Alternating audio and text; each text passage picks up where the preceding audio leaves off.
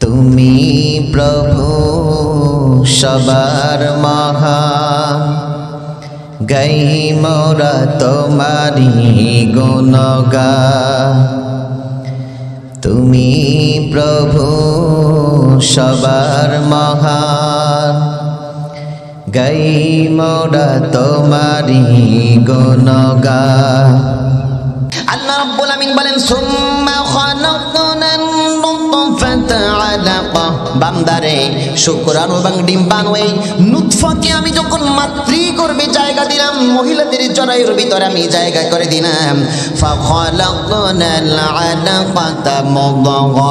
রক্তপিণ্ড তৈরি করলাম, রক্তপিণ্ড তৈরি করার পরে মাতৃগর্ভে আমি আল্লাহ একটা গোস্তের টুকরা বানালাম, ফাখালাকনাল মুদগাতা ইযামা। এরপরে বান্দা আমি তোমার কেমন রব, আমি তোমার কেমন আল্লাহ, আমি কেমন রহমান, ভালো করে বুঝার চেষ্টা করো, বুঝো, বুঝ গ্রহণ করো। দুনিয়ার জীবনটা বুঝ গ্রহণ করার জায়গা। দুই চক্ষু যদি একবার নিভে যায়, নাকের ডগা থেকে আমি আল্লাহ রাব্বুল আমিন যদি একবার নিঃশ্বাসকে কেড়ে নেই, দ্বিতীয়বার কিন্তু বুঝার সুযোগ তোমাদের জন্য আর থাকবে না। আল্লাহ রাব্বুল আমিন বলে বান্দারে ফাখালাকনাল মুদগাতা ইযামা। এরপরে মাতৃগর্ভের ভিতরে আমি আল্লাহ রাব্বুল আমিন কষি কষি হাড় বানায়া একটা স্ট্রাকচার বানালাম। স্ট্রাকচার বানায়া ফাকাসাউনাল ইযামা লাহমা। কচি কচি হাড় দিয়ে স্ট্রাকচার বানায়া এরপরে আমি আল্লাহ রাব্বুল আমিন গোশত এবং চামড়া দিয়ে আমি আল্লাহ রাব্বুল আমিন তোমাকে পূর্ণ স্থায়ীভাবে একটা পোশাকের ব্যবস্থা করে দিলাম। আল্লাহ রাব্বুল আমিন বলেন সুম্মা নুখরিজুকুম তিফলা। এরপরে বাচ্চা আকারে আল্লাহ তোমাকে আমি দুনিয়ার বুকে এনেছি। ফাতাবারাকাল্লাহু আহসানুল খালিকিন। বান্দারে এবার লক্ষ্য করো কত সুন্দর আকৃতি তোমাকে আমি আল্লাহ রাব্বুল আমিন দান করেছি। সুবহানাল্লাহ বলতে ইচ্ছে করে না মিয়া? অন্যত্র আল্লাহ রাব্বুল আমিন বলেন লাকাদ খালাকনাল ইনসানা ফি আহসানি তাকওয়িম। এই পৃথিবীর ভিতরে সর্বশ্রেষ্ঠ আকার আকৃতি আমি কেবলমাত্র মানুষ তোমাকে দান করেছি। বান্দার এখানে আমি তোমাকে ভুলে যাই নাই, তোমাকে আমি কিভাবে স্মরণ করেছি বান্দা লক্ষ্য করো। তুমি প্রভু সবার মহান, গাই মোরা তোমারি গুণগান। তুমি প্রভু সবার মহান, গাই মোরা তোমারি গুণগান। তুমি মদের করো রহমদান, তুমি মদের করো রহমদান। যেন পারি গেতে তোমারি গান। তুমি আল্লাহ, তুমি স্রষ্টা, তুমি অসীম দয়াবান। তুমি আল্লাহ, তুমি স্রষ্টা, তুমি অসীম দয়াবান। মেঘ না থাকিলে দেখি নীল আকাশ, নিচ দিয়ে বয়ে যায় মধুর বাতাস। মেঘ না থাকলে দেখি নীল আকাশ, নিচ দিয়ে বয়ে যায় মধুর বাতাস। ওই বাতাস বলে যায় আমাকে, ওই বাতাস বলে যায় আমাকে, তোমার আল্লাহ সবচেয়ে মহান। তুমি আল্লাহ, তুমি স্রষ্টা, তুমি অসীম দয়াবান। তুমি আল্লাহ, তুমি স্রষ্টা, তুমি অসীম দয়াবান।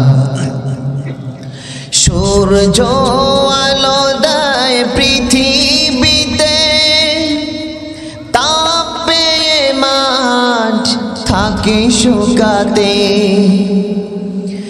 সূর্য আলো দেয় পৃথিবীতে, তাপে মাঠ থাকে শুকাতে।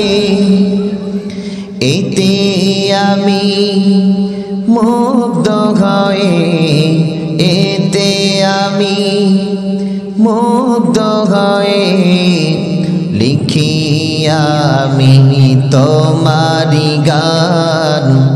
তুমি আল্লাহ, তুমি স্রষ্টা, তুমি অসীম দয়াবান।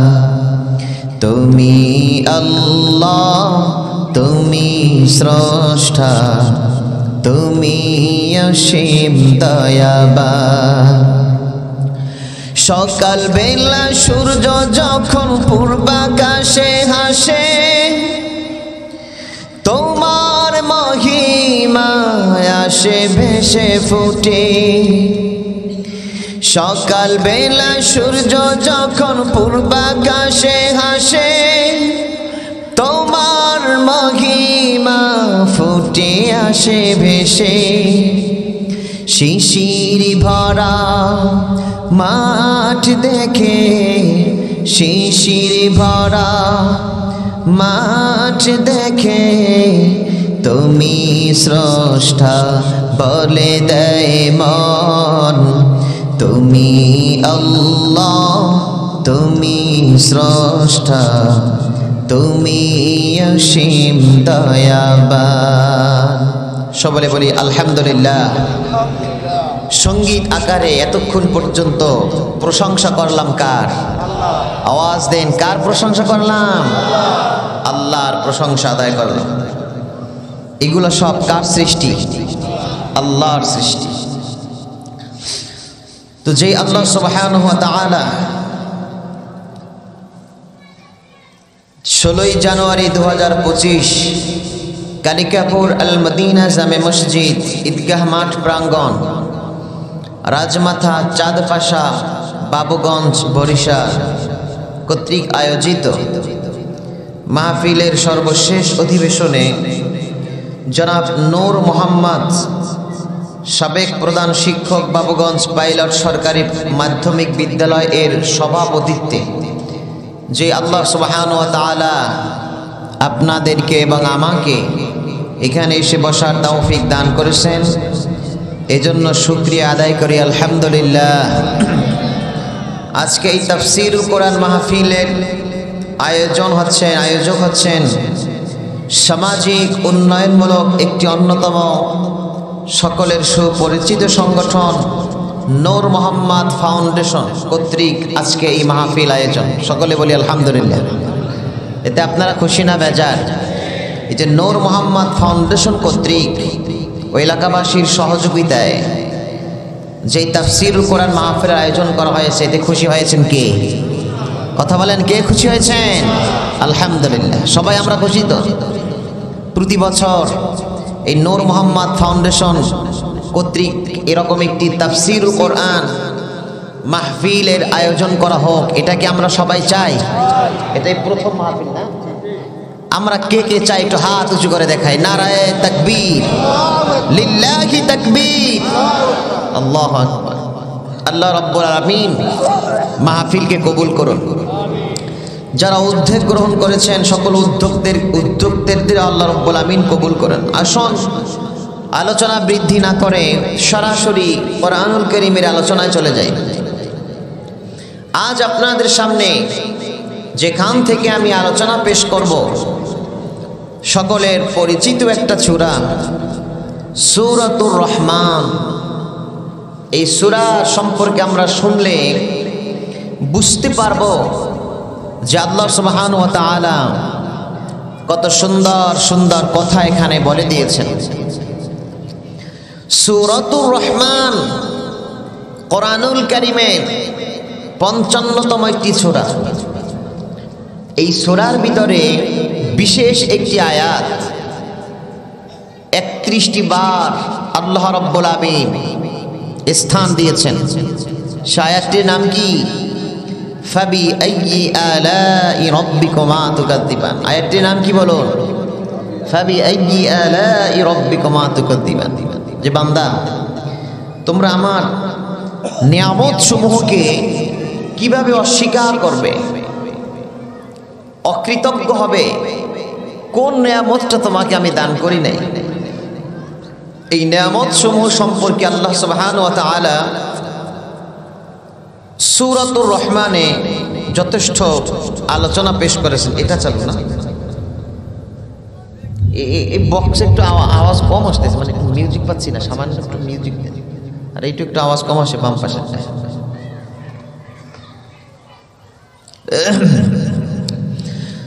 এই সূরাতুর রহমান এটা একটি মাক্কি সূরা, মক্কায় অবতীর্ণ হয়েছে।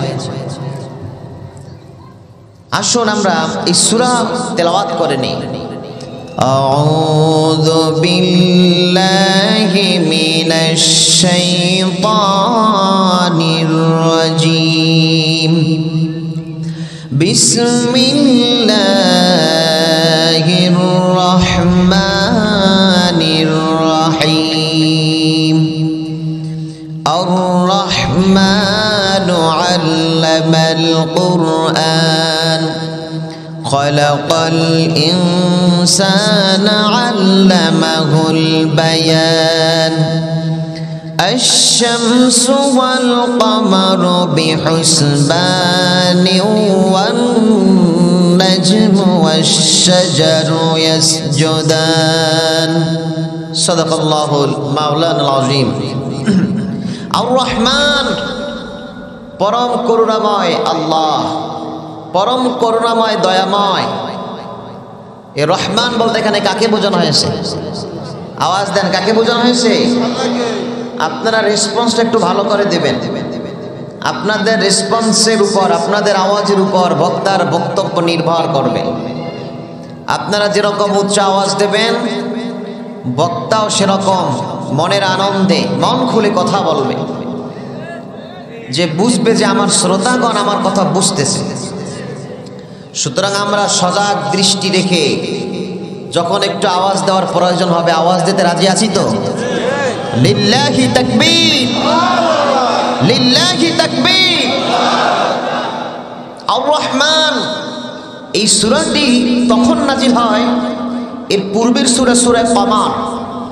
এই সূরা কমারে রিসালাতের প্রমাণ স্বরূপ দলিল দিয়েছেন। এরপরে রহমান এমন একটা শব্দ আল্লাহ তাআলা চয়ন করেছেন, আরব সমাজের মানুষেরা এই নামটি আর শোনে নাই কখনো। তাদেরকে বোঝাচ্ছিলেন যে রহমান হচ্ছেন তিনি দয়াময়, তোমাদের কাছে অপরিচিত একটি নাম। সেই রহমানের কাছ থেকে এসেছে কোরআন। এই কোরআন আমি নিজ থেকে বানাইয়া তোমাদের সামনে পেশ করিনি। তারা রাসূলুল্লাহকে পাগল বলতো, গণক বলতো, আরো অনেক কথাগুলো বলতো, কিন্তু রাসূল সাল্লাল্লাহু আলাইহি ওয়াসাল্লাম বুঝাচ্ছেন এটা আমি নিজ থেকে কোনো বানায়া কিতাব লিখি নাই, এটা যিনি রহমান তিনি আমার কাছে কোরআনুল কারীম নাজিল করেছেন, বলি আলহামদুলিল্লাহ। এই সূরাটি আল্লাহ সুবহানাহু ওয়া তাআলা আমাদেরকে দান করার পর এতটা মর্যাদা দিয়েছেন এই সূরার। কোরআনুল কারীমের ভিতরে 4টি সূরা সবথেকে দামি। কয়টি সূরা? কথা বলেন। 1 নম্বরে সূরা ইয়াসিন, 2 নম্বরে সূরাতুর রহমান, 3 নম্বরে সূরা ওয়াকিয়া, 4 নম্বরে সূরা মুলক। এই 4টি সূরার মর্যাদা সবথেকে বেশি। যদিও গোটা কোরআনুল কারীমের যত মর্যাদা তার থেকে বেশি মর্যাদা কিন্তু সূরা ফাতিহা, কিন্তু স্পেশাল ভাবে 4টি সূরার মর্যাদা আল্লাহ বেশি করে দিয়েছেন। কেন বেশি দিয়েছেন? এই কোরআন এসেছে কার পক্ষ থেকে? বলেন কার পক্ষ থেকে? আল্লাহর পক্ষ থেকে। আমরা তো কোরআন তেলাওয়াত করি, কিন্তু ইয়াউমা তাশাক্কাকুল আরদু আনহুম সিরাআ যালিকা হাশরুন আলাইনা ইয়াসীর। কিয়ামতের ময়দানে পৃথিবীর সূচনা লগ্ন থেকে কিয়ামত পর্যন্ত যত মানুষ দুনিয়ার বুকে এসেছে সব মানুষদেরকে আল্লাহ তাআলা কিয়ামতের ময়দানে যখন দাঁড় করাবেন, ইয়াউমা তাশাক্কাকুল আরদু আনহুম সিরাআ, জমিনগুলো যখন ফেটে যাবে, টাস টাস করে ফেটে যাওয়ার পর কিয়ামতের ময়দানে আল্লাহ রাব্বুল আমিন যখন তার বান্দাদেরকে দাঁড় করাবেন, বান্দারা যখন সামনে সবাই দাঁড়ানো থাকবে, আর আল্লাহ রাব্বুল আমিন ওয়াজাআ রাব্বুকা ওয়াল মালাকু সাফফান সাফফা, আল্লাহ রাব্বুল আমিন কিয়ামতের ময়দানে আসবেন, বান্দাদের সামনে প্রকাশ পাবেন এবং সব ফেরেশতারা সারিবদ্ধভাবে দাঁড়াইয়া থাকবে আল্লাহর সামনে।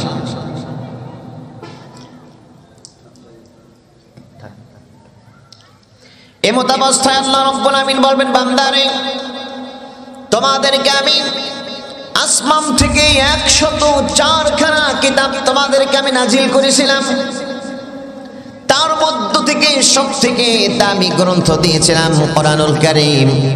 তোমরা দুনিয়াতে বসে তেলাওয়াত করেছো, ফজরে তেলাওয়াত করেছো, রাতে তেলাওয়াত করেছো, জুমায় তেলাওয়াত করেছো, কিন্তু বান্দারে আল্লাহ রাব্বুল আমিন আমি এত সুর কোরআনুল কারীমের মধ্যে দিয়েছিলাম, পৃথিবীতে কোরআনুল কারীমের সুরের থেকে আর কোনো দামি সুর নাই। আছে না কি বলেন? আর নাই। আল্লাহর পক্ষ থেকে নাজিল করা কিতাব যখন তেলাওয়াত করতেন দাউদ আলাইহিস সালাতু ওয়াস সালাম সমুদ্রের তীরে বসে তেলাওয়াত করতেন, তার তেলাওয়াত শোনার জন্য সমুদ্রের মাছেরা নদীর কিনারায় ভিড় জমাতো। আবার আমার নবীজি যখন কোরআনুল কারীম তেলাওয়াত করতেন, কাফেররা ঈমান না আনলেও রাসূলুল্লাহর কণ্ঠে পালায়া পালায়া তার তেলাওয়াতের সুর শুনতেন। আজও পৃথিবীর আকাশের নিচে জমিনের উপরে যত সুর আছে, সুন্দর সুললিত কণ্ঠে যদি কোনো কারি কিংবা হাফেজ তেলাওয়াত করা শুরু করে দেয়, মানুষ প্রসন্ন দৃষ্টিতে তার দিকে তাকাইয়া মন ভরে, তারপরে তার তেলাওয়াত শুনে মানুষের অন্তর তৃপ্তি পায়।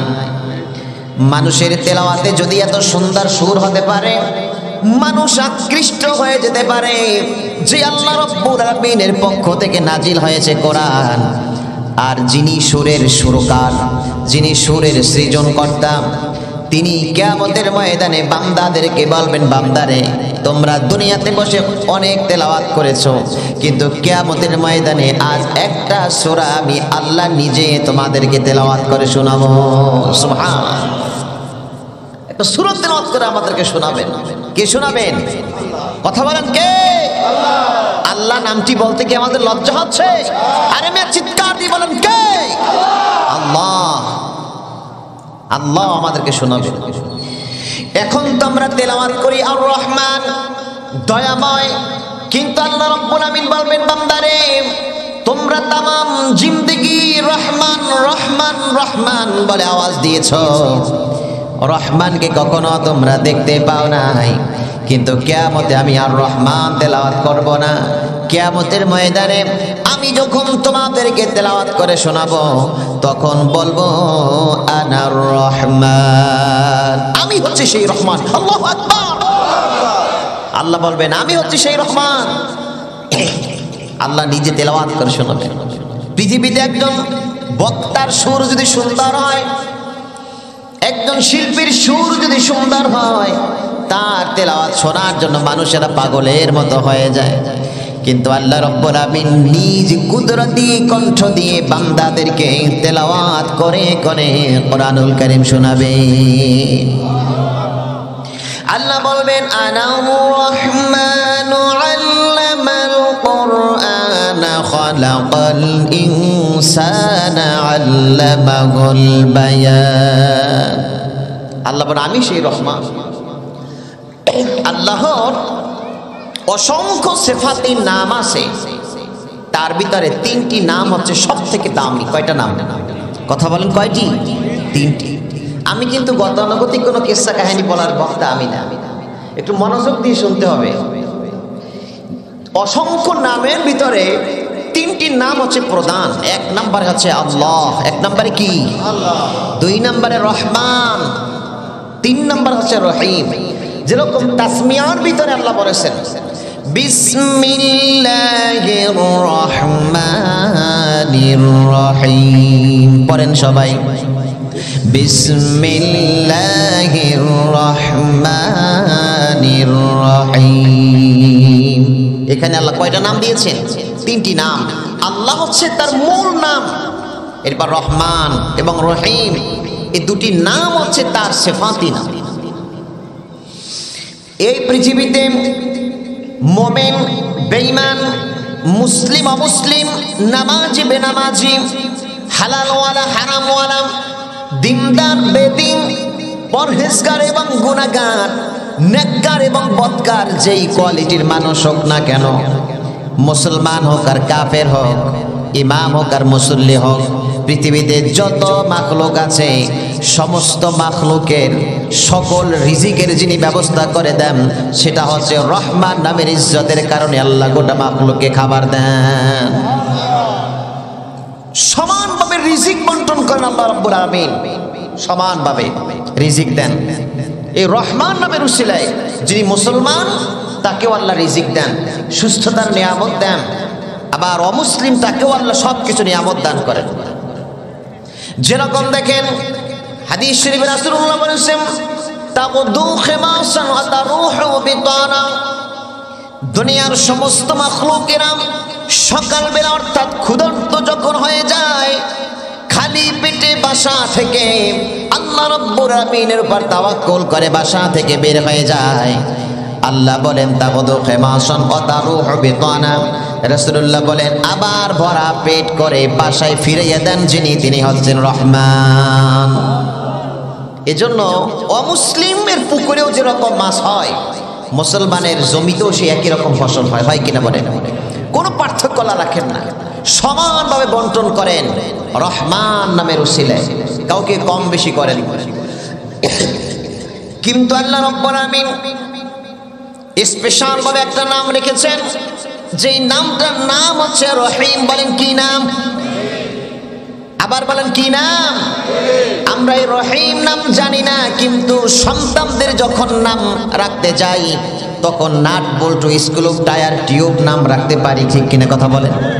সন্তানদের এত সুন্দর সুন্দর নাম মানুষেরা রাখতে পারে না।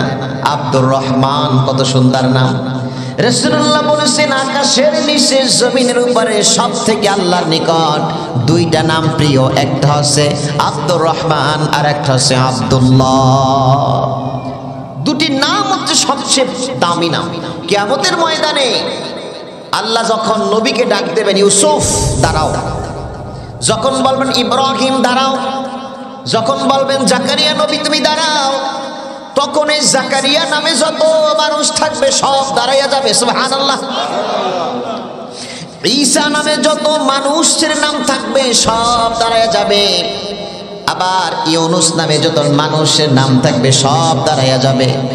আবার ফাতিমা নামে, খাদিজা নামে, কুলসুম নামে, আসিয়া নামে, সুরাইয়া সুমাইয়া নামে, এই সকল নামে যাদের নাম থাকবে, হাজেরা নামে যখনই আল্লাহ ডাক দেবেন এই নাম সম্পূর্ণ যারা ব্যক্তি থাকবে, পুরুষ হোক বা মহিলা হোক, তারা সবাই দাঁড়ায়া যাবে।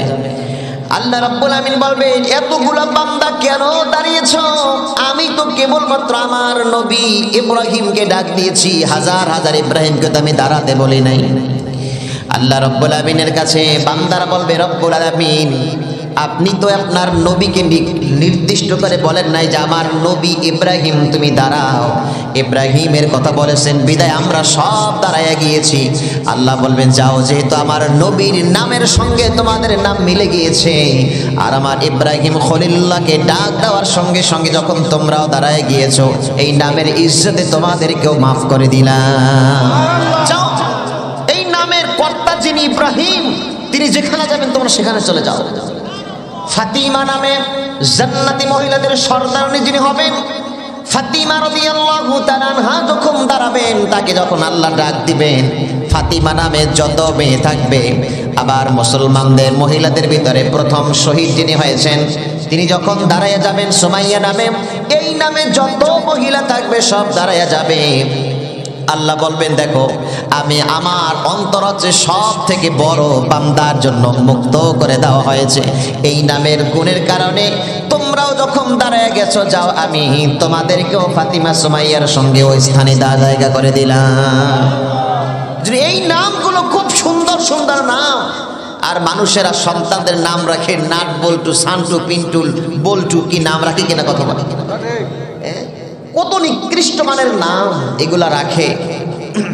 তো যাই হোক, আল্লাহ রাব্বুল আমিন বলে বান্দারে রহমান নামের উসিলায় গোটা দুনিয়ার প্রতি সমানভাবে আমি রহমত বেষ্টন করি, রিজিক বন্টন করি, শান্তি দেই, কিন্তু আমি আমার স্পেশাল ভাবে একটা নাম রেখে দিয়েছি, যেই নামের কারণে দুনিয়ায় মুসলিম অমুসলিম নামাজি বেনামাজি সমানভাবে আমার থেকে ফায়দা পায়। আবার স্পেশাল ভাবে একটা নাম রেখে দিয়েছি, যেই নামের ইজ্জত একমাত্র সিলাই বরকত পাবে কিয়ামতের ময়দানে আমার গুনাহগার বান্দারা। গুনাহগার বান্দাদের জন্য খাস ভাবে কিয়ামতের ময়দানে যেই নামটা রেখেছি সেই নামটার নাম হচ্ছে রহিম। সুবহানাল্লাহ, রহিম। কিয়ামতের ময়দানে কিছু কিছু বান্দাদেরকে আল্লাহ রাব্বুল আমিন জাহান্নামের ফয়সালা দিয়ে দিবেন। বান্দারা বান্দাদেরকে জাহান্নামের ঘোষণা দিয়ে দেওয়ার পর তারা তাদেরকে যখন জাহান্নামের ফেরেশতারা হাকাইয়া হাকাইয়া জাহান্নামের দিকে নিয়ে যাবে, গরুজ দিয়ে বাড়ি মারবে, বাড়ি মারার পর আবার কিছু দূর আগাইয়া যাবে, তাদের থেকে পৃথক হয়ে যাবে। আবার পৃথক হওয়ার পর আল্লাহর আরশের দিকে করুণ দৃষ্টিতে মায়ার নজরে তাকাবে। ফেরেশতারা যখন আবার তাদের নিকটে আসবে, আবার জোরে আঘাত করবে, ধাক্কা মারবে, হাকান দেবে অথবা ধমক দেবে। ফেরেশতাদের থেকে আবার পৃথক হয়ে কিছু দূর সামনে যাবে। সামনে যাওয়ার পরে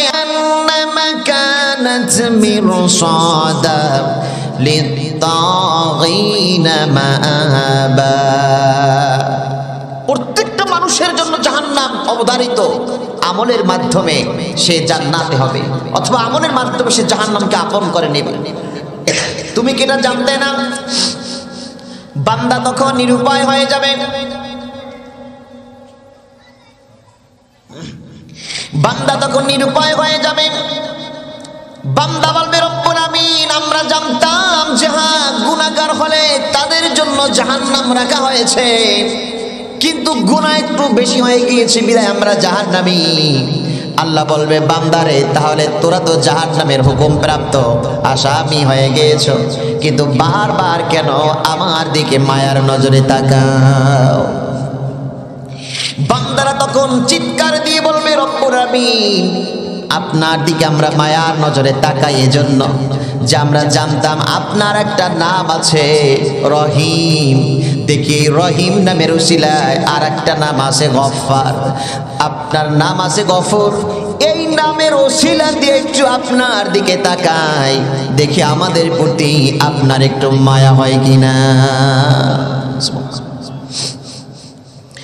ফেরেশতারা তখন বলবে, ফেরেশতাদেরকে আল্লাহ রাব্বুল আমিন বলবেন ও আমার ফেরেশতারা এই বান্দাগুলি এখন নিরুপায়, আমি ছাড়া ওদের আর কোনো অভিভাবক নাই, আমি ছাড়া আর ওদের কেউ নাই।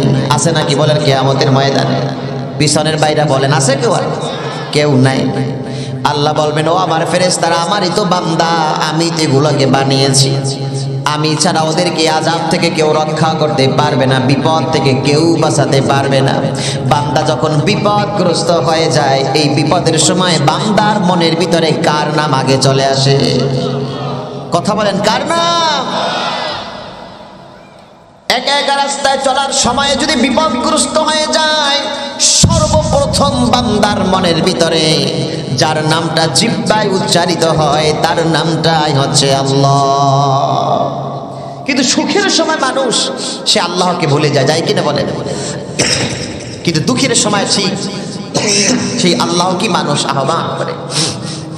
আল্লাহ রাব্বুল আমিন ফেরেশতাদেরকে বলবেন ফেরেশতারা আমার বান্দাগুলি আমার গফফার নামের ওসিলা দিয়েছে, আমার গফরান নামের ওসিলা দিয়েছে, রহিম নামের ওসিলা দিয়েছে। এখন যদি এই বান্দাগুলাকে আমি আল্লাহ মাফ না করি, আমার রহিম গফফার নামের ইজ্জত থাকে না।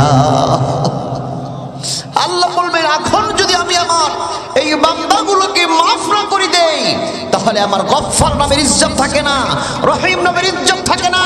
যা ফেরেশতারা, আমি এই গুনাহগার বান্দাগুলোকে মাফ করে দিলাম।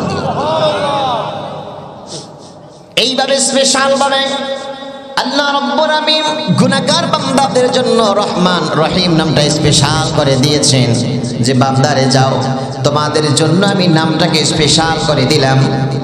কিয়ামতের ময়দানে বিপদগ্রস্ত হলেই আমি এই নামের উসিলায় তোমাদেরকে আমি মাফ করে দিব।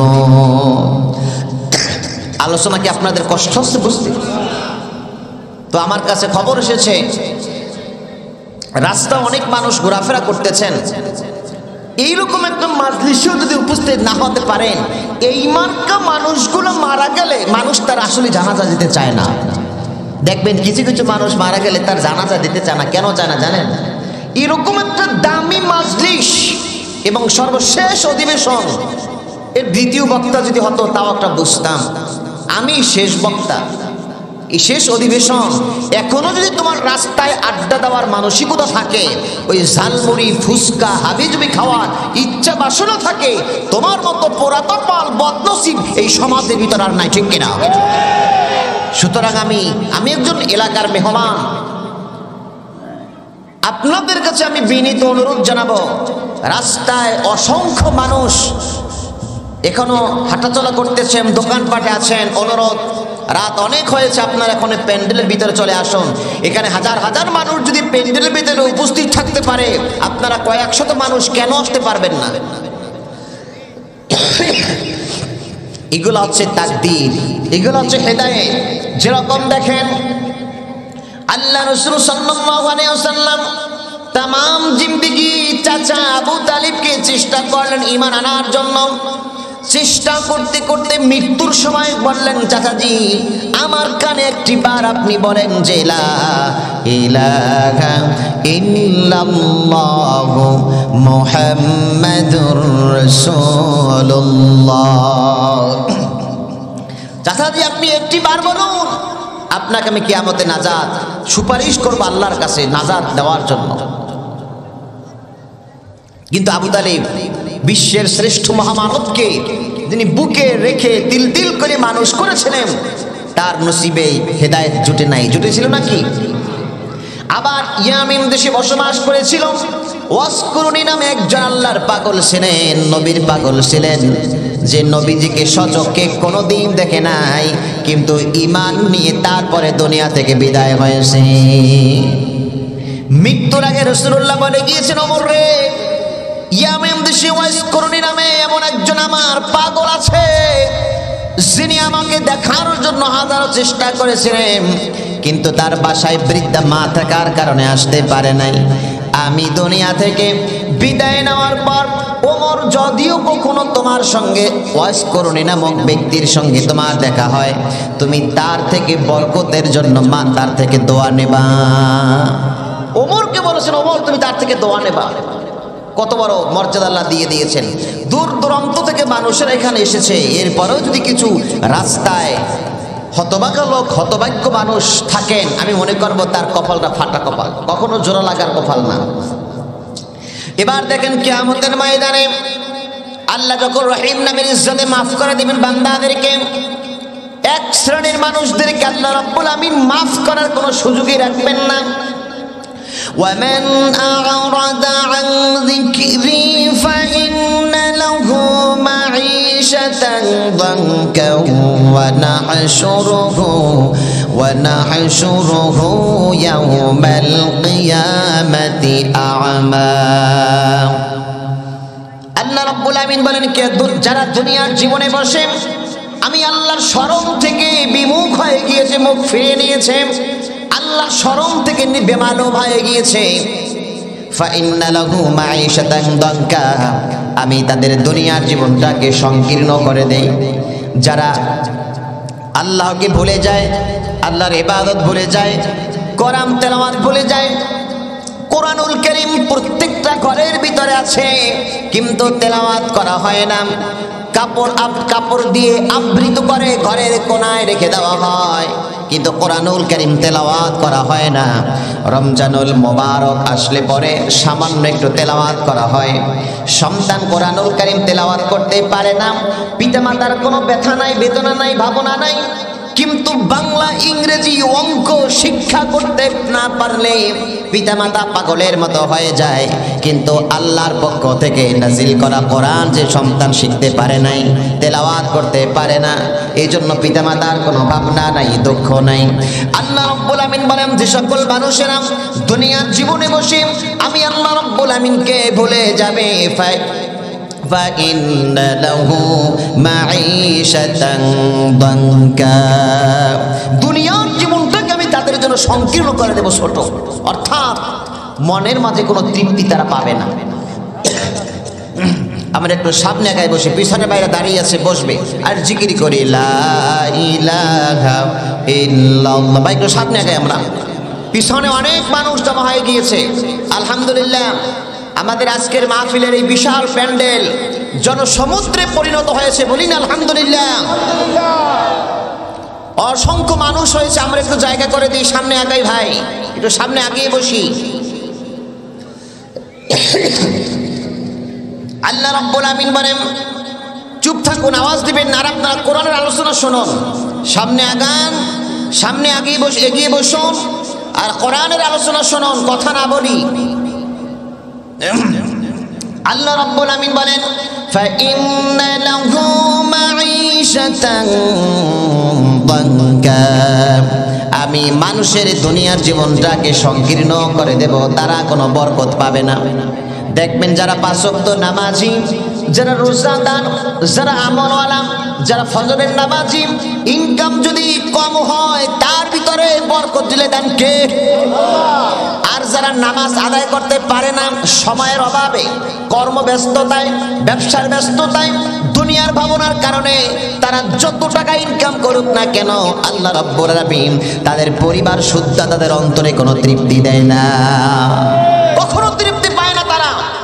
এজন্য দেখবেন মসজিদের সভাপতি লক্ষ লক্ষ টাকা ইনকাম করলেও তার অন্তর সহ ঘরের মধ্যে শান্তি নাই, কিন্তু তার মসজিদের ইমাম ৫,০০০ টাকা বেতন পেয়ে ঘরের ভিতরে শান্তি, ঠিক কিনা কথা বলে? সমাজের ভিতরে এরকম কিছু মুসল্লি আছে, কোটি কোটি টাকার মালিক, শত শত একর জমির মালিক, মনকে মনকে ধান উঠে, সন্তানের অভাব নাই, অর্থের অভাব নাই, সম্মানের অভাব নাই, কিন্তু ঘরের ভিতরে শান্তি নাই, ঠিক কিনা? কেন না? আর মসজিদের ইমাম, মসজিদের মুয়াজ্জিন, হিফজুল কোরআন অর্থাৎ হাফিজি মাদ্রাসার শিক্ষক, ইনকাম কম, কিন্তু তাদের আমল দিয়ে জীবনটাকে এমন ভাবে সাজিয়েছে যে আল্লাহ রাব্বুল আমিন দুনিয়ার প্রকৃত শান্তিটা তাদের ঘরের ভিতরে ঢুকিয়ে দিয়েছে, ঠিক কিনা? এজন্য আমি সমস্ত মুসল্লিয়ানে কেরামদেরকে বলবো, সব মসজিদের সভাপতি, সেক্রেটারি, ক্যাশিয়ার, তাদেরকে বলবো, মসজিদের ইমাম, মুয়াজ্জিন, হেফজখানার শিক্ষকদের প্রতি নজর রাখুন। তাদের ভাবনা একটু, বিছানায় যখন বালিশ লাগিয়ে ঘুমান তখন তাদের ইনকাম দিয়ে সংসার কিভাবে পরিচালিত হয় এইটা একটু ভাবনা করুন। ইনশাআল্লাহ দেখবেন আপনি যদি ইমামের, একজন মাদ্রাসার ওস্তাদের কল্যাণের জন্য নজর দেন, ওই ইমাম সাহেব তাহাজ্জুদের নামাজে নিজের জন্য দোয়া না করে আপনার কল্যাণের জন্য দোয়া করবে, ঠিক কিনা কথা বলেন? বরকত আল্লাহ ঢেলে দিবেন। আবার এটা মনে করিয়েন না হুজুর তো খালি মসজিদের সভাপতি, সেক্রেটারি, তাদের কথা বলতে, তারা টাকা পাবে কোথায়? মুসল্লিরা না দিলে, হ্যাঁ পাবে কোথায় তারা?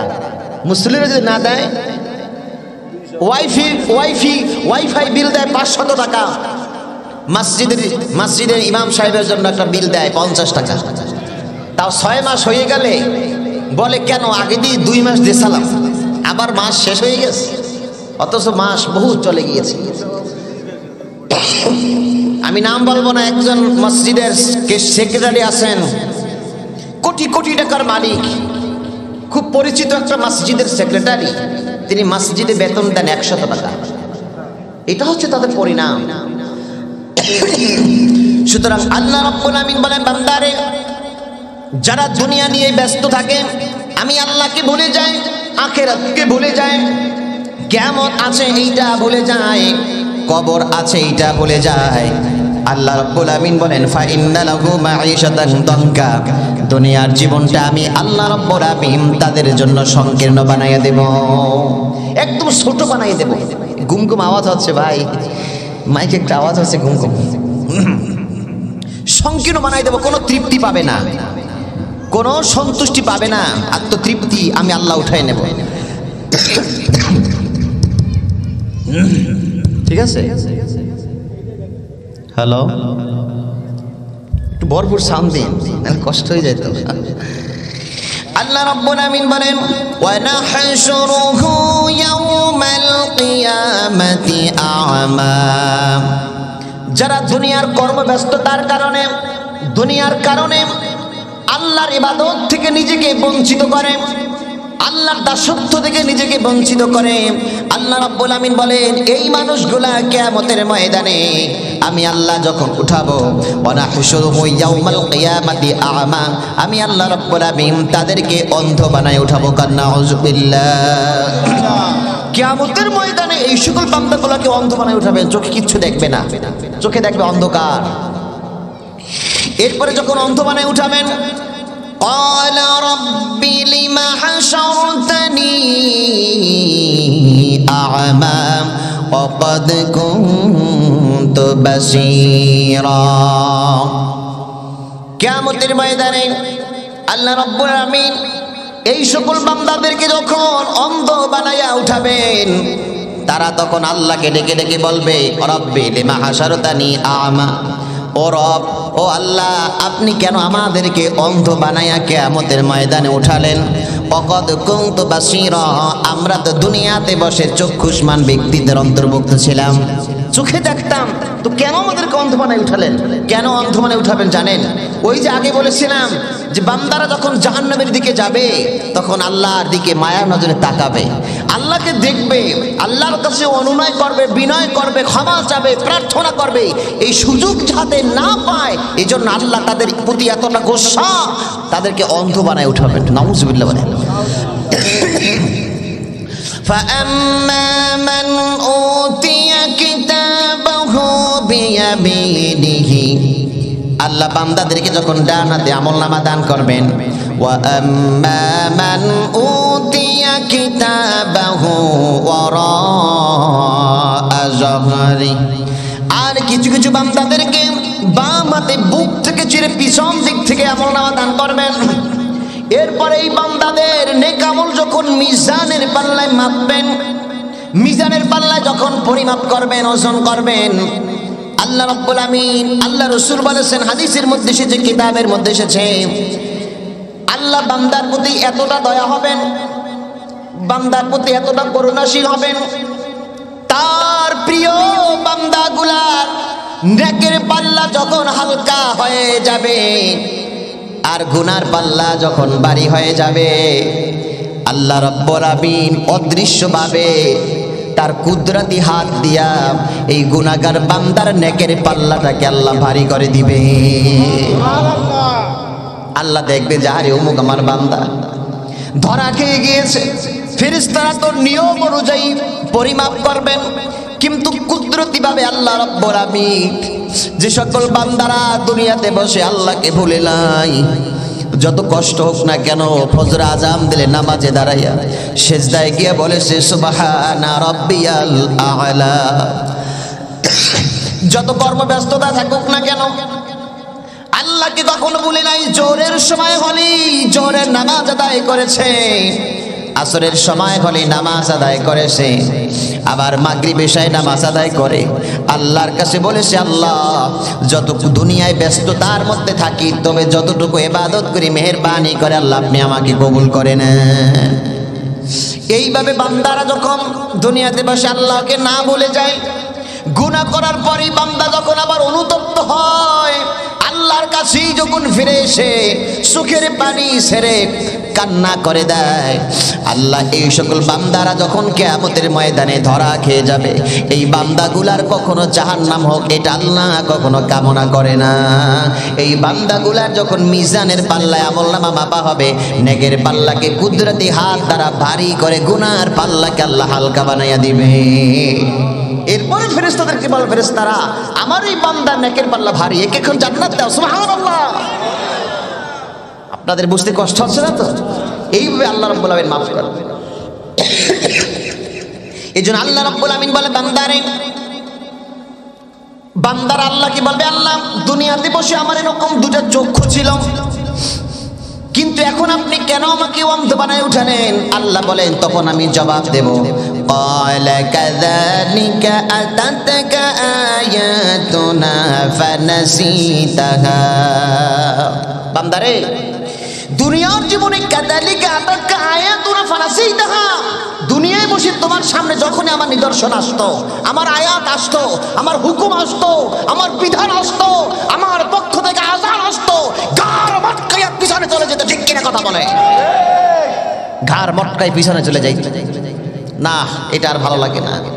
নামাজের কথা বললে পরে আসি, একটু আসতেছি, প্যান্ট খারাপ, সময় নাই, অন্য ব্যস্ততায়। মানুষের প্রতি জুলুম করার ক্ষেত্রে আর নীতির কথা মনে থাকতো না।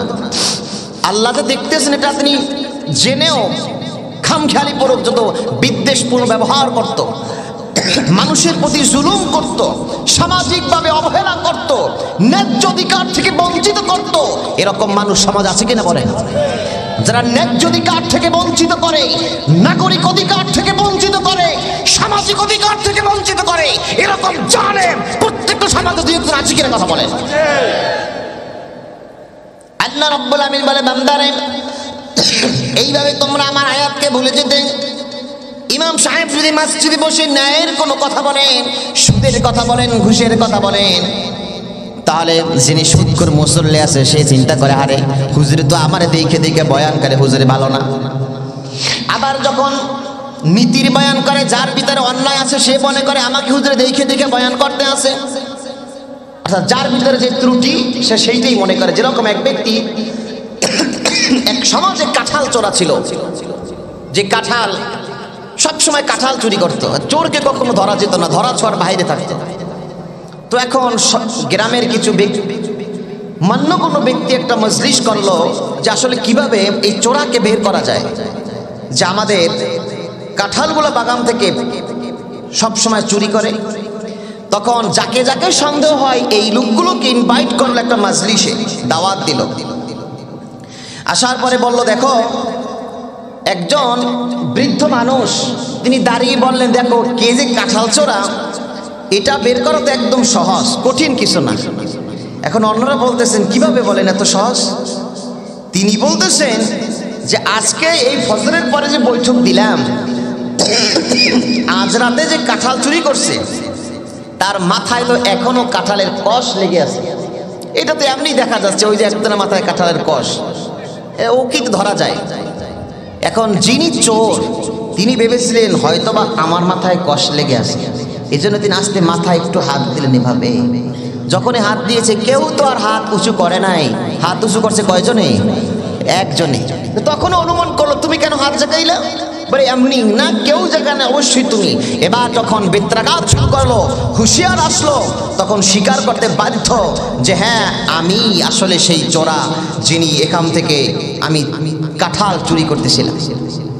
সুতরাং আল্লাহ রাব্বুল আমিন বলতেছেন যে বান্দারে, তোমাদেরকে, তোমাদের সামনে যখন আমার আয়াতসমূহ আসতো তুমি কিভাবে ভুলে যেতে? قال كذلك أتتك آياتنا فنسيتها, তোমার সামনে যখন আমার বিধান চলে আসতো বান্দা তখন তুমি ভুলে যেতে।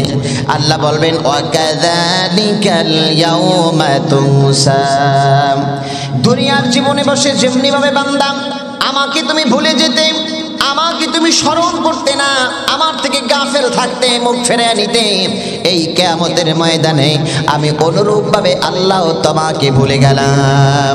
এবার আপনারা জবাব দেন, কিয়ামতের ময়দানে আল্লাহ রাব্বুল আমিন তিনি যদি তার কোনো বান্দাকে ভুলে যান, তার কি আর নাজাতের কোনো ফয়সালা হওয়ার আশা করা যায় নাকি? বলে আর কোনো আশা করা যায় না। যেরকম আপনাদের এই মাহফিলে আমি এসেছি, কর্তৃপক্ষ আমাকে দাওয়াত দিয়েছেন, আসার পরে কর্তৃপক্ষ আমাকে হালান সালান মুবারাকান সাধুবাদ জানাইয়া স্টেজে এনেছেন, নাস্তা পানি করাইছেন, কিন্তু তারা যদি বলতেন হুজুর আপনি কি, আপনাকে তো আমরা চিনি না, তাহলে আপনারা যতবারই বলতেন এই হুজুরকেই তো দাওয়াত দিয়েছেন, তারা বলতো না তাকে আমরা দাওয়াত দেই নাই। তারা অস্বীকার করার মানে হচ্ছে এখানে আসা সম্পূর্ণ আমার ব্যর্থতা। ঠিক কিনা কথা বলে? অনুরূপভাবে আল্লাহ রাব্বুল আমিন কিয়ামতের ময়দানে যদি বলেন বান্দারে তুমি আমার বান্দা নাও, তোমাকে আমি ভুলে গেলাম, এই বান্দার কি আর কোনো উপায় আছে? বলে আর কোনো উপায় নেই। এটাই হচ্ছে কোরআনের তাফসীর। কিন্তু কোরআন আমরা পড়ি না, কোরআন আমরা জানি না, কেবলমাত্র মানসিকতাপূর্ণ কাল্পনিক জল্পনা নিয়ে কিছু কথা বলি, সুর দিয়ে কথা বলি, কেচ্ছা কাহিনী বলি, আর মনে করি বিশাল তাফসীরুল কোরআন মাহফিল হয়েছে। কিন্তু আল্লাহ কোরআন দিয়ে বান্দার মগজকে যতটা ধোলাই করেছেন, এতটা ধোলাই পৃথিবীর কোনো কেচ্ছা কাহিনী দিয়ে সম্ভব না। ঠিক কিনা? এক ব্যক্তি কোরআনের তাফসীর করত, তো কোরআনের তাফসীর উনি কেবল কারবালার ময়দানের ঘটনা ছাড়া আর কোনো ঘটনা জানতো না। এখন কর্তৃপক্ষ বলেছে হুজুর আপনি সূরা ইখলাস কুল হুয়াল্লাহু আহাদ এই সূরার তাফসীর করবেন। এখন তো মহা মুসিবত। আসার পরে তিনি তাফসীর শুরু করছেন। তাফসীর শুরু করার পর যখন 1 ঘন্টা পার হয়ে গিয়েছে, তিনি কুলের তাফসীর করতেছেন। যে জানেন কুল শব্দের অর্থ কি? আল্লাহ বলতেছেন হে নবী আপনি বলুন। আর এই নবীকে জানেন মা ফাতিমার বাবা, আর ফাতিমাকে জানেন হাসান হোসাইনের মা। এই ঢুকে গেছে কারবালার ময়দানে, হাসান হোসেনকে কারবালার ঘটনার ভিতরে। 1 ঘন্টা বয়ান করার পর কর্তৃপক্ষ বলেন হুজুর আপনার বয়ানের সময় শেষ। তিনি বলেন আমি এতক্ষণ পর্যন্ত কুলের তাফসীর করছিলাম, আমি সামনে আর যেতে পারি নাই। সুতরাং এই মন গড়া তাফসীর দিয়ে কখনো মানুষের হেদায়েত আসতে পারে না। ঠিক কিনা কথা বলেন? আল্লাহ রাব্বুল আমিন যখন কোরআনুল কারীম নাজিল করেছেন, নাজিল করার পরে অজ্ঞতার জামানায়, অসভ্য জামানায়, অসামাজিক জামানায় যেই সমাজের মানুষেরা নিজ বাবা মারা গেলে নিজের মাকে বিবাহ করত, নাউজুবিল্লাহ বলেন, নাউজুবিল্লাহ, এরকম অসভ্য সমাজে, বর্বরতার সমাজে আল্লাহ রাব্বুল আমিন কোরআনুল কারীম নাজিল করেছেন। নাজিল করার পরে রাসূলুল্লাহকে বলেছেন ফাযাক্কির ইন্নামা আনতা মুযাক্কির লাস্তা আলাইহিম বিমুসাইতির। ও নবী আপনি একজন উপদেশক মাত্র, বান্দাদেরকে কোরআন দিয়ে উপদেশ দেন। যারাই আপনার উপদেশ মানবে, যারাই আপনার উপদেশ গ্রহণ করবে, তারাই হবে কামিয়াব। এবার রাসূল যখন দাওয়াত দেওয়া শুরু করলেন কোরআন দিয়ে, কথা বলেন কি দিয়া? আওয়াজ দেন কি দিয়ে? কোরআন দিয়ে যখন নসিহত শুরু করলেন, দাওয়াত দেওয়া শুরু করলেন, যেই সমাজের মানুষের আখিরাত আছে এটাই জানতো না, আল্লাহ একজন এটা মানতো না, ন্যায় নীতি বলতে কিছু আছে এটাই জানতো না, এই মানুষগুলো কোরআনের দাওয়াত পেয়ে সত্যের পথে এতটা বেশি আসলেন। আল্লাহ রাব্বুল আমিন বলেন রাদিয়াল্লাহু আনহুম ওয়া রাদু আন। ও নবী যাদেরকে আপনি কোরআনের দাওয়াত দিলেন ওরা আমার দ্বীন এতটা বুঝছে, এতটা বেশি অ্যাকসেপ্ট করেছে, আমি আল্লাহ রাব্বুল আমিন তাদের প্রতি সন্তুষ্ট হয়ে গেলাম এবং তারাও আমি আল্লাহর প্রতি সন্তুষ্ট হয়ে গেলাম। শুধুমাত্র তাই না, এই পৃথিবীতে আল্লাহ রাব্বুল আমিন 10 জন সাহাবীকে দুনিয়ার বুকে জান্নাতের সার্টিফিকেট দিয়ে দিয়েছে শুধুমাত্র কোরআন মানার কারণে। এজন্য আল্লাহ রাব্বুল আমিন বলেন আর-রাহমানু আল্লামাল কুরআনা খালাকাল ইনসান। আর-রাহমান আল্লামাল কুরআন, বান্দা আমি হচ্ছি সেই রহমান যিনি মানুষকে মহব্বত করে কোরআনের জ্ঞান শিক্ষা দিয়েছে। সুবহানাল্লাহ। কোন জ্ঞান? কথা বলেন, কোন জ্ঞান শিক্ষা দিয়েছেন? কোরআনের জ্ঞান। আল্লামাল কুরআন, কোরআনের জ্ঞান তোমাদেরকে আমি শিক্ষা দিয়েছি। কার জন্য? খলাকাল ইনসান, যিনি মানুষ সৃষ্টি করেছে আমি, সেই মানুষের জন্য আমি কোরআনের জ্ঞান শিক্ষা দিয়েছি। বান্দা এবার কোরআন পড়ো। ইকরা বিসমি রাব্বিকাল্লাযী খালাক, যেই রব তোমাকে সৃষ্টি করেছেন সেই রবের নামই পড়ো। এর মানে হচ্ছে কোরআন পড়ো। কোরআন যদি তেলাওয়াত করো, কোরআন যদি পাঠ করো, তাহলেই তুমি কামিয়াব হয়ে যাবে।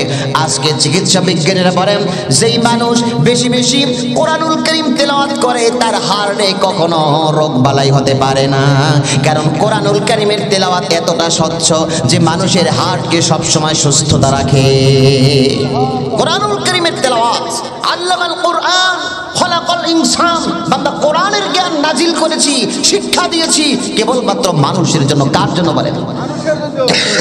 কিন্তু আমরা কোরআন এখানে যদি বলা হয় যে আর রহমান, আমরা এই জানুয়ারি মাসে 25 সাল যখন শুরু হয়েছিল কতটা আমরা আতশবাজি ফুটিয়েছি, কতটা আমরা উরুস গান বাদ্যের আয়োজন করেছি, আমরা ড্যান্স দিয়েছি, উৎসব করেছি, কিন্তু কয়জন দাঁড়িয়ে বলতে পারবে হুজুর 25 সাল শুরু হওয়ার পর আমি সূরা রহমান তেলাওয়াত করেছি?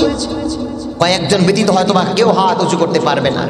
হয়তোবা কয়জনে হাত উঁচু করবেন 25 সাল হওয়ার পর আমি কোরআনুল কারীম তেলাওয়াত করেছি? এরকম কয়জন লোক এখানে খুঁজে পাওয়া যাবে? কিছু লোক ব্যতীত। কিন্তু কোরআনুল কারীম তেলাওয়াত করে না, কিন্তু কেবলমাত্র বলেন নববর্ষের নামে আমরা নতুন বছর পেয়েছি। আল্লাহ রাব্বুল আমিন বলে বান্দারে খলাকাল ইনসান, তোমাকে আমি সৃষ্টি করেছি। অন্যত্র আল্লাহ বলেন ইয়া আইয়ুহান নাসু উবুদু রাব্বাকুমুল্লাযী খালাকাকুম, হে দুনিয়ার মানুষ তোমরা ইবাদত করো আল্লাহ রাব্বুল আলামিনের, সেই রবের যিনি তোমাকে সৃষ্টি করেছেন। গোটা দুনিয়ার মানুষদেরকে বলছেন ইয়া আইয়ুহান নাস, সব মানুষদের কল্যাণ চান আল্লাহ, বান্দার জন্য সবচেয়ে কল্যাণ চান বেশি কে? আল্লাহ কল্যাণ চান। আল্লাহ রাব্বুল আমিন কেবল চান না আমার ইমানদার বান্দারা জান্নাতে যাবে, এটা চান না। আল্লাহ রাব্বুল আমিন চান तमाम পৃথিবীর মানুষেরা দিন বুঝে একত্ববাদের উপর ঈমান আনয়ন করে, তার রবের উপর বিশ্বাস স্থাপন করে কবরে যাক, এটা আল্লাহ রাব্বুল আমিন কামনা করেন। এজন্য বান্দাদেরকে বুঝাচ্ছেন, বান্দা ভালো করে বুঝুন। ওয়ালাকাদ খালাকনাল ইনসানা মিন সুলালাতিন মিন তিন, বান্দারে তোমাকে তো আমি সৃষ্টি করেছি।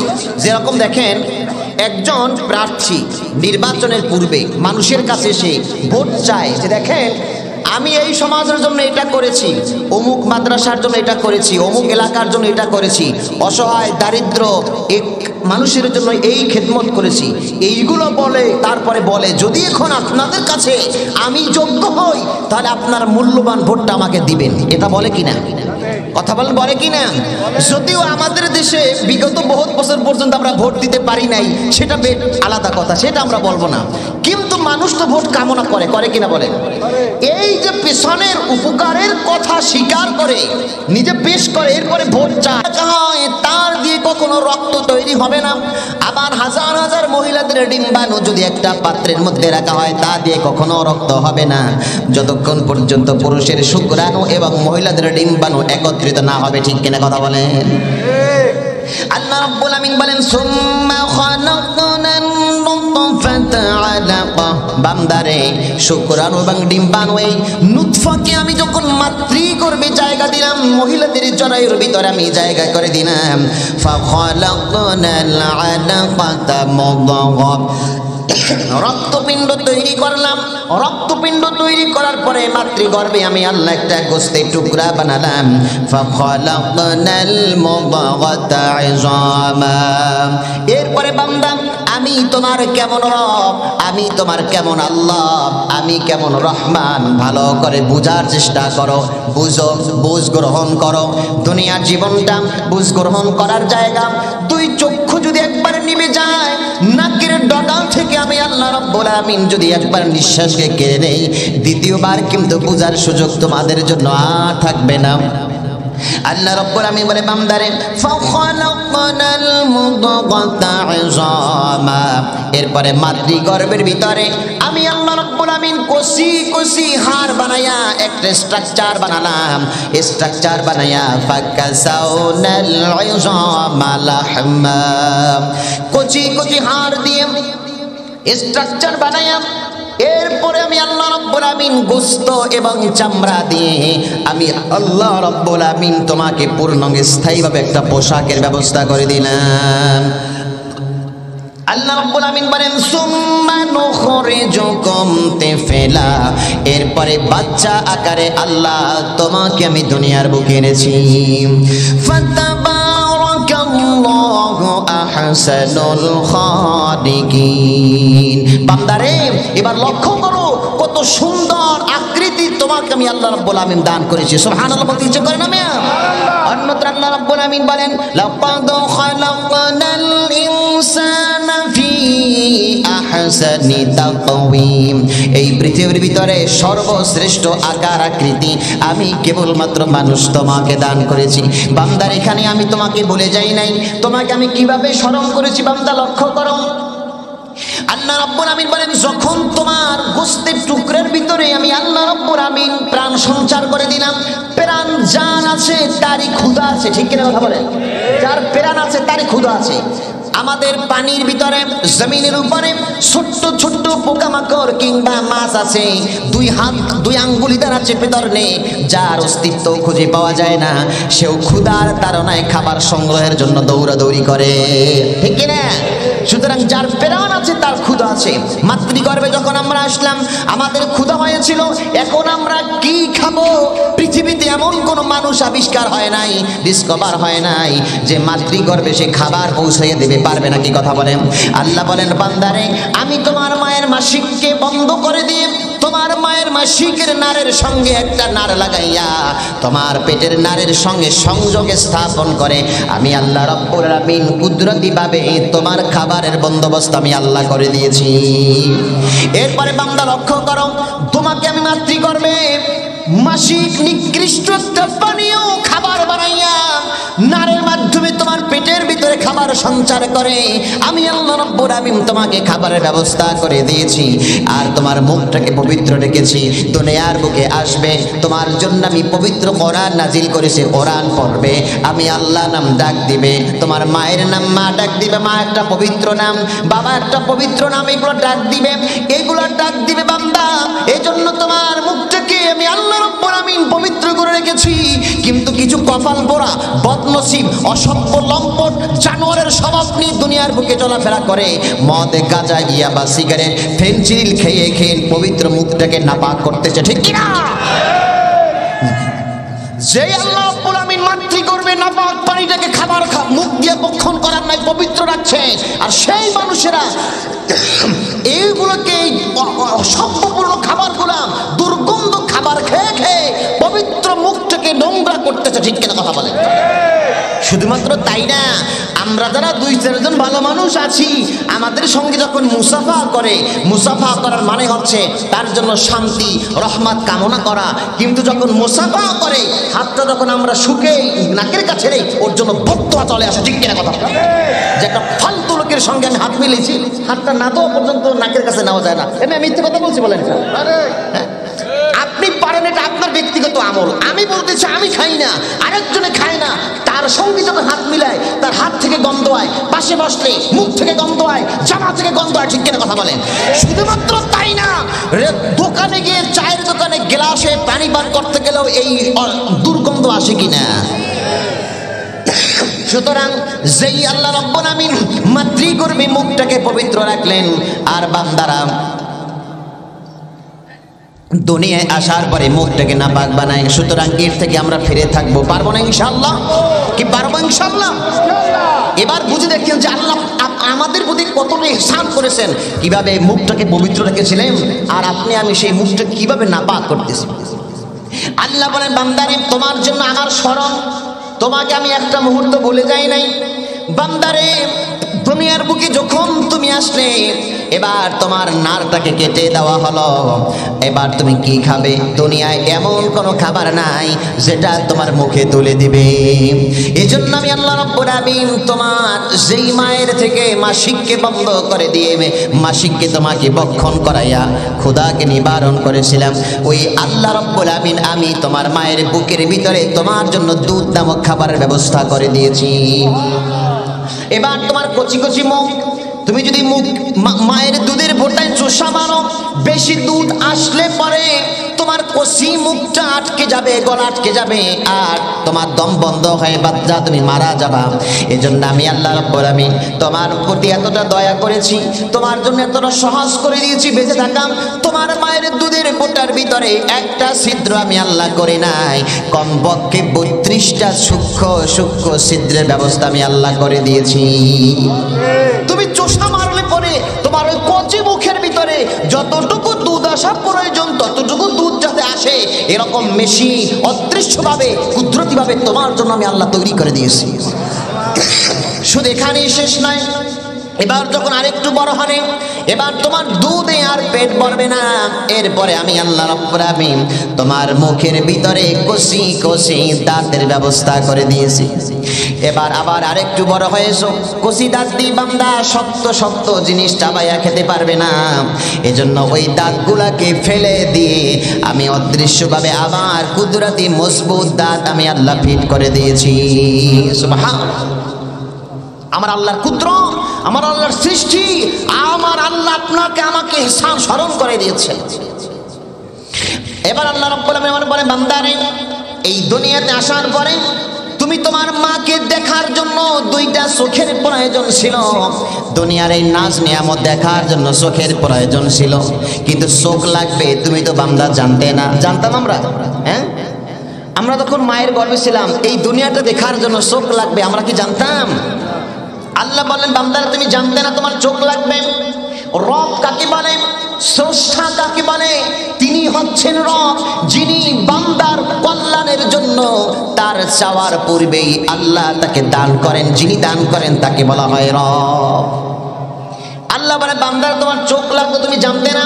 আলাম নাজআল লাহু আইনাইনি ওয়া লিসানান ওয়া শাফাতাইন। ও বান্দা, এরপরে এতক্ষণ তো বলেছিলেন, স্মরণ করে দিচ্ছিলেন, এবার ইস্তেফাম দিয়ে প্রশ্ন করছেন, বান্দারে আলাম নাজআল লাহু আইনাইন, তোমাকে কি 2টা চক্ষু আমি আল্লাহ দান করি নাই? আল্লাহু আকবার। স্মরণ করে দিয়েছেন, বান্দারে আমি কি তোমাকে 2টা চক্ষু দান করি নাই? একটু জিকির করি, লা ইলাহা ইল্লাল্লাহ। এরপরে আল্লাহ রাব্বুল আমিন বলে, বান্দারে আলাম নাজআল লাহু আইনাইনি ওয়া লিসানান ওয়া শাফাতাইন। বান্দারে ভালো করে বুঝো বান্দা, এখন দুনিয়াটাই হচ্ছে বুঝার সময়। আর দুনিয়া মাজরাতুল আখিরা, দুনিয়াটাই হচ্ছে শস্য ক্ষেত্র। বান্দা, ফসল যদি একবার ভালো না হয় আবার ট্রাই করো, একবার যদি ভালো না হয় আবার ট্রাই করো, কিন্তু দুনিয়া থেকে যদি একবার চলে যাও বান্দা আর কিন্তু ফিরে আসতে পারবে না। বান্দা যখন আল্লাহর কাছে বলবে, রব্বুল আলামিন দুনিয়ার বুকে আপনি আমাকে আর একবার পাঠান, আল্লাহ বলবেন, আওয়ালাম নুআম্মিরকুম, বান্দা লম্বা একটা হায়াত কি তোমাকে আমি আল্লাহ দিয়েছিলাম না? আল্লাহ বলে, বান্দারে আলাম নাজআল লাহু আইনাইনি ওয়া লিসানান ওয়া শাফাতাইন। বান্দারে 2টা চক্ষুকে আমি তোমাকে দান করি নাই। ওয়া লিসানান ওয়া শাফাতাইন, মাকে মা বলে ডাক দিবে, মনের অনুভূতি মানুষের কাছে পেশ করবে, এজন্য আমি কি তোমাকে 2টা ঠোঁট এবং একটা জিহ্বা দান করি নাই? সুবহানাল্লাহ। কখনো কি ভেবে দেখেছেন যে ঠোঁটের কথা, জিহ্বার কথা আল্লাহ রাব্বুল আলামিন কোরআনুল কারীমের ভিতরে উল্লেখ করে দিয়েছেন? আলাম নাজআল লাহু আইনাইনি ওয়া লিসানান ওয়া শাফাতাইন। বান্দা কথা বলার জন্য 2টা ঠোঁট এবং একটা জিহ্বা কে দিয়েছে? কথা বলেন, কে দিয়েছে? এবার দেখেন, পশুরও তো 2টা ঠোঁট আছে, আছে কিনা? কথা বল, আওয়াজ দেন, আছে কিনা? আবার পশুরও তো 2 ঠোঁটের মাঝখানে একটা জিহ্বা আছে, কিন্তু মানুষ যেইভাবে মুখ ফুটে কথা বলতে পারে মানুষের মতো পশুরা পারে না। পারে না কি? মানুষেরা সেরকম কথা বলতে পারে না। কেন পারে না জানেন? আল্লাহ রাব্বুল আলামিন সেই কথাই তো সূরাতুর রহমানের মধ্যে বলে দিয়েছেন, আর রহমানু আল্লামাল কুরআন ইনসানা খালাকাল ইনসানা আল্লামাহুল বায়ান। আল্লাহ রাব্বুল আলামিন বান্দারে পশুরা কথা বলতে পারে না, কেননা পশুর জন্য কোনো গ্রন্থ আমি আল্লাহ নাজিল করি নাই, তাদের জন্য কোনো পড়াও আমি দেই নাই। এজন্য আল্লাহ বলেন আল্লামাল কোরআন, কোরআন নাজিল করেছি তোমাদের জন্য। খলাকাল ইনসান, মানুষ সৃষ্টি করেছি, আর মানুষের কথা বলা লাগবে, কোরআনুল কারীম তেলাওয়াত করা লাগবে। এজন্য আল্লামাহুল বায়ান, কথা বলার মতো যেই জ্ঞান যেই শক্তি কেবলমাত্র আমি আল্লাহ মানুষকে দান করেছি। সুবহানাল্লাহ, আল্লামাহুল বায়ান, এই কথা বলার মতো যে সেন্স, যে মানসিকতা, অনুভূতি, শক্তি, জ্ঞান, এটা কেবলমাত্র মানুষকে দান করেছেন কে? আর কেউ পারে না এরকম মানুষের মতো কথা বলতে। পারে না? কি কথা বলে? কেউ পারে না। আল্লামাহুল বায়ান, বান্দা তোমাকে আমি কথা বলার শক্তি দিয়েছি। এই কথা বলার শক্তি দিয়ে সারা দিনে কতবার আমরা আল্লাহর গুণকীর্তন করি আর দুনিয়ার কথাবার্তা আমরা প্রয়োগ করি।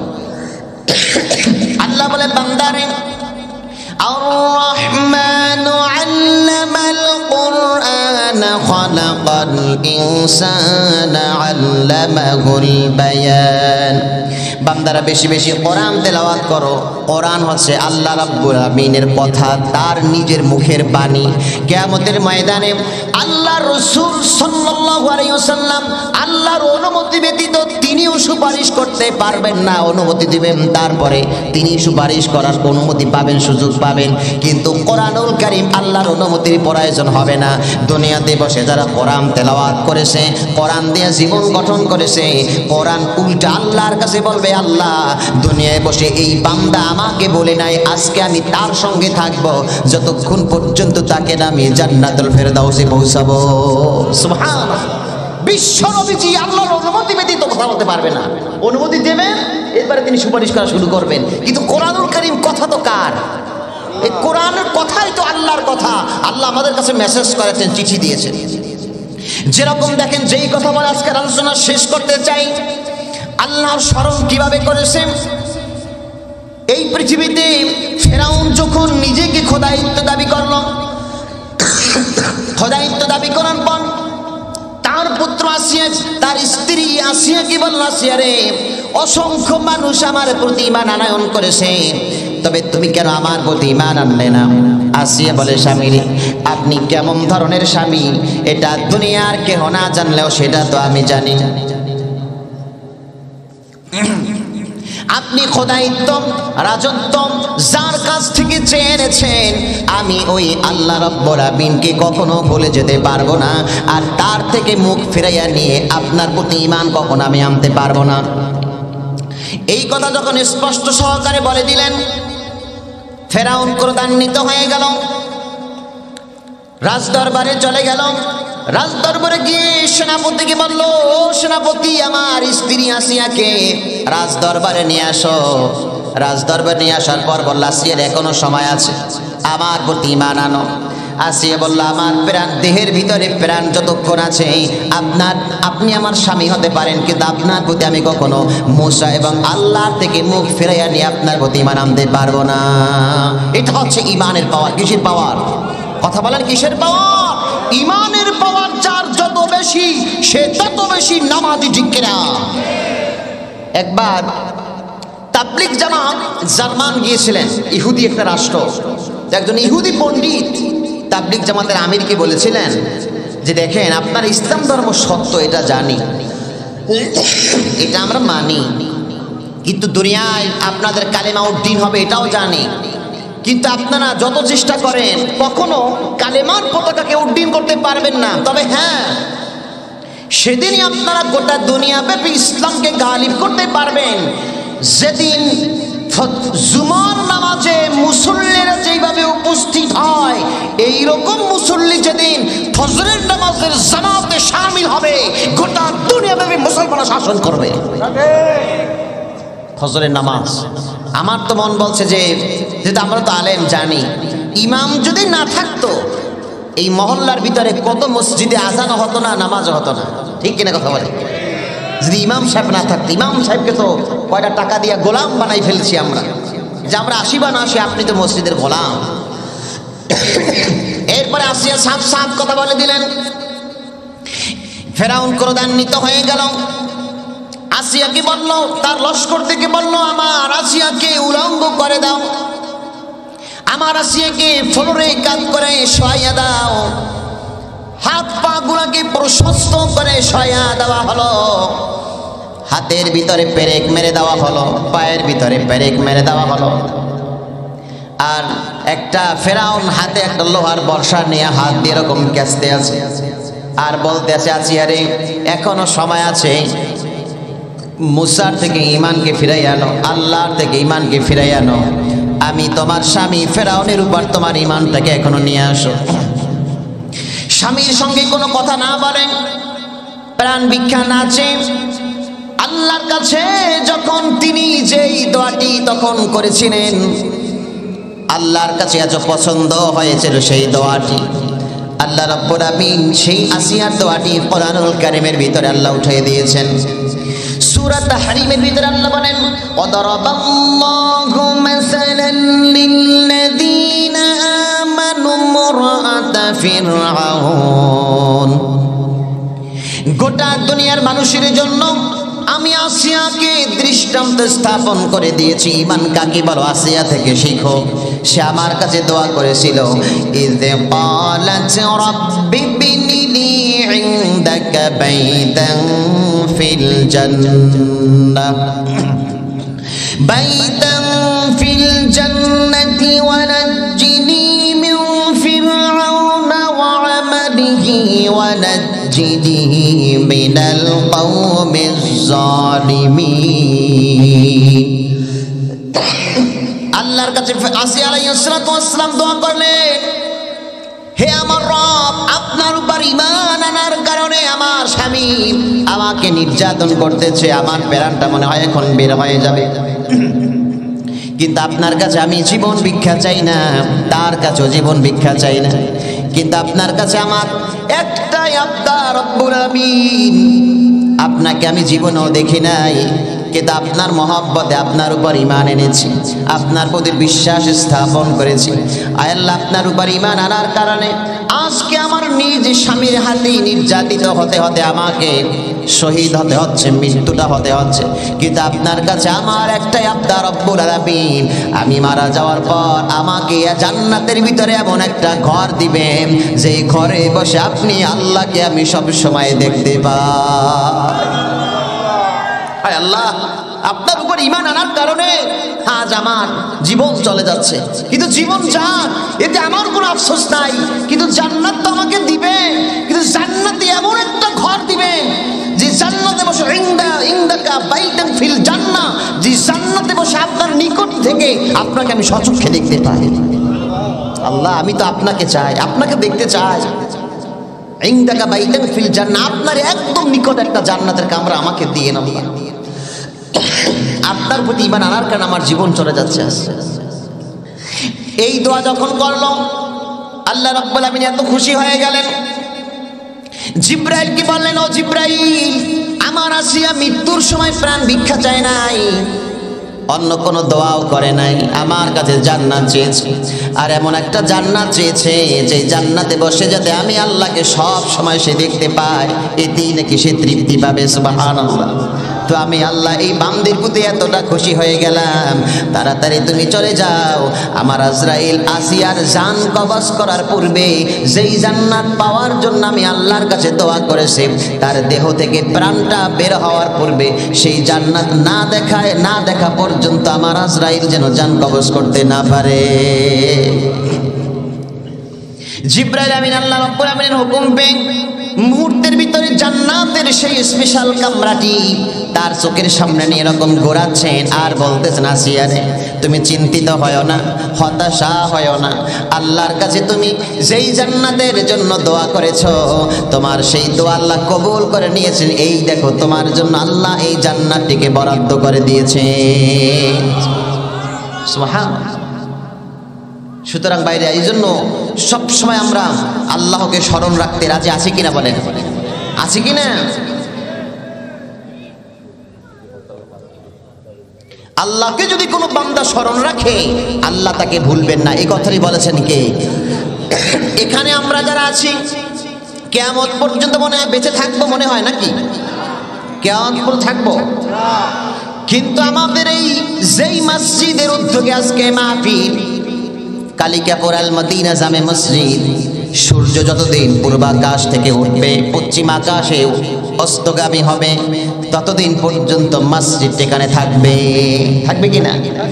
ততদিন এখানে আযান হবে, ইকামত হবে।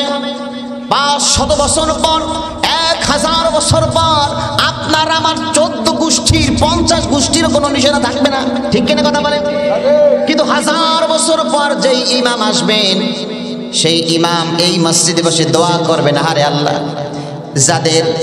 যাদের দানের বিনিময় এই মসজিদটা আমরা পেয়েছিলাম, যাদের ত্যাগের বিনিময়ে মসজিদটা প্রতিষ্ঠা হয়েছে, আজকে তার নাম নিশানাও নাই। যেরকম আমাদের একটা বংশ আছে গাজী বংশ, আবার আপনার বংশ হাওলাদার, আর একজন আর অমুক বংশ তমুক বংশ আছে না, বিভিন্ন বংশ, মিয়া বংশ, ঢালি বংশ, চকিদার বংশ, সৈয়দ বংশ, সেন বংশ, মীরা বংশ। কিন্তু আপনি 200 বছর আগে যান, 1000 বছর আগে যান, আপনার পূর্বপুরুষ আমার পূর্বপুরুষের নিশানা আমরা জানি না। জানি না কি বলেন? জানি না। এভাবে আমরা পৃথিবী থেকে হারিয়ে যাব, কিন্তু আল্লাহর এই মসজিদগুলো কখনো হারিয়ে যাবে না। এই মসজিদের ইমাম 1000 বছর পরে যে ইমাম আসবেন, তিনি হাত উঁচু করে আল্লাহর কাছে দোয়া করবেন, আয় আল্লাহ, এই কালিকাপুর মদিনা জামে মসজিদটি প্রতিষ্ঠার জন্য অনুদান যারাই করেছিল, মসজিদটা নির্মাণের জন্য যাদের হাত অগ্রে ছিল, যাদের হাত প্রসারিত হয়েছিল, আমরা তার নামও জানি না, কিন্তু আজ কবরবাসী হয়ে গিয়েছে, কবরের নিশানা পর্যন্ত নাই। মেহেরবানি করে আল্লাহ তাদের কবর আযাবকে মাফ করে দাও। এইভাবে দোয়া করলে আল্লাহ তার দোয়া কবুল করবে কিনা? এই মসজিদের এরকম প্রতিষ্ঠা কত সাল, কত বছর হয়েছে আনুমানিক? ধরেন 50 বছর, প্রায় 50 বছর, 50-60 বছর পর্যন্ত মসজিদটা প্রতিষ্ঠা হয়েছে।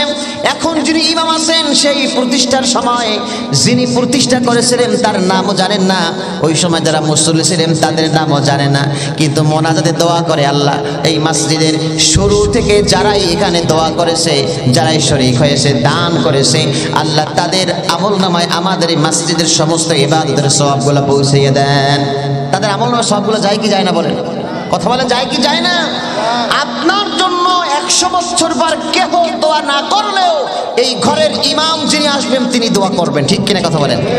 তিনি দোয়া করবেন, তিনি আপনাকে ভুলে যাবেন না। যেমন আমি আমার মসজিদে আমি দোয়া করি, আল্লাহ, এই আকনবিলে মসজিদ যাদের হাত ধরে প্রতিষ্ঠা হয়েছিল, যাদের দানের বিনিময়ে প্রতিষ্ঠা হয়েছে, এই মসজিদের নির্মাণ হয়েছে, আল্লাহ তাদের অনেককে কেউকে আমি চিনি না, কিন্তু যাদের অনুদান ছিল, পথিক, স্থানীয়, অস্থায়ী, সকলের আমলনামায় সবগুলো পৌঁছিয়ে দেন।